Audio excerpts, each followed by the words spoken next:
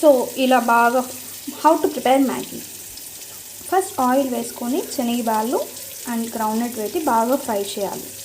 So once fry అయిన తర్వాత tomato, onion, chilli, కరివేపాకు వేసి ఇప్పుడు నేను చెప్తున్నట్టుగా బాగా టాస్ చేసి ఈ కలర్ వచ్చే వరకు మగ్గించాలి. కొంచెం సాల్ట్ కూడా యాడ్ చేసుకోండి.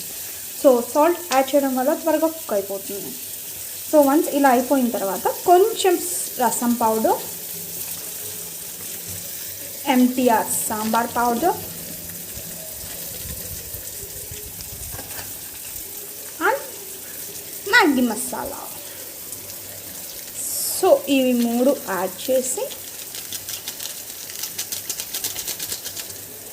బాగా టాస్ చేయండి.